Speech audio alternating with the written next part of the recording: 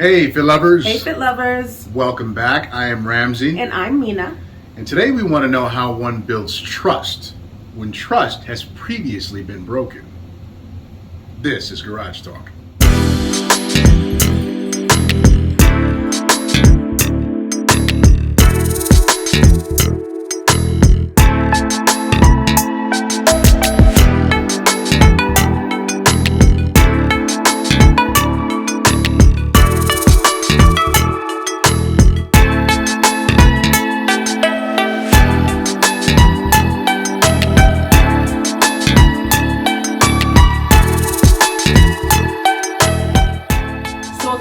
Ago, Ramsey and I did a 5-part series called 5 Ways to Achieve Success in Your Relationship. In part 3 of our series, we talked about trust and how it's essential for success in any relationship.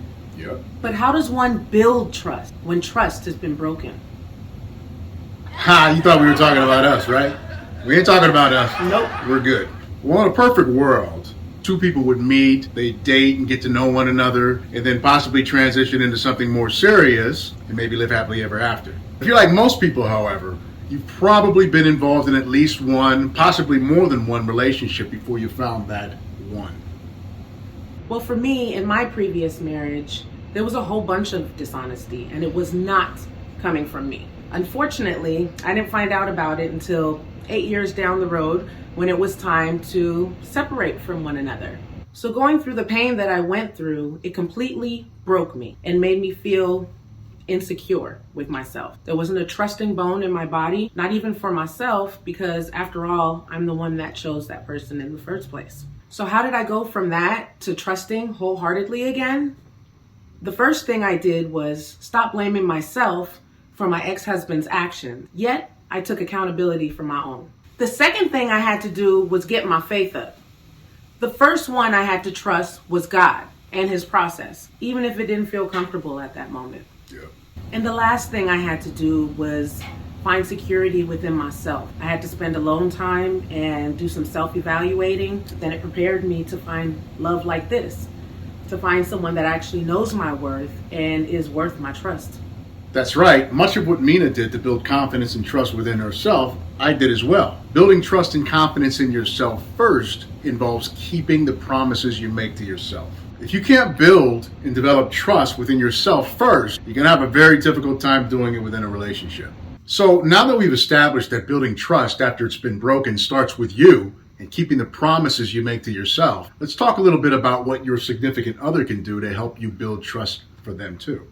So after my divorce to my first wife, I found myself in another relationship. She was also just fresh out of a dysfunctional relationship, and there we were trying to make things work. When we'd have disagreements, she would often make the decision for us not to stay together. But like with anything else toxic and dysfunctional, it can also be addictive. So we'd always be breaking up and getting back together. That happened like several times during our relationship. Now, while going through ups and downs like that might be acceptable in your teens and your 20s, in your 40s, and just starting over after a divorce, you probably don't have time for high school bullshit like that. Not at all. I didn't.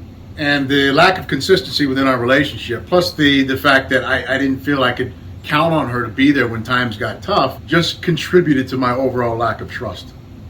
Mina, however, has stuck with me every step of the way. And we've had plenty of hard times and disagreements, but she's never wavered. Plenty? I wouldn't say plenty. See what I'm saying? We got another disagreement. No. Through her consistent behavior and her honesty and loyalty to me, I've been able to build back that trust that I was lacking in a relationship. And your hands are Sorry. When it comes to Ramsey, I trust him wholeheartedly because from the beginning, when we first met each other, we were 100% real with one another. Everything was the truth, even if it stung. We were each other's best friends, and we are to this day. He's been extremely consistent, not only to me, but to this whole family. So I trust him with everything, every bone in my body. All that trust has been built up again, and it's not going anywhere. That's right. I'm so secure with our relationship, it's even gotten to the point where we look at girls' asses together. That's right. Yep. No jealousy here or judgment, baby. So that's our show for today, folks. You obviously want to build trust in yourself first before expecting your significant other to put their trust in you. But once you're in a relationship, There are definitely things that you can do for your significant other that will help build their trust for you. Like looking at girls' booties.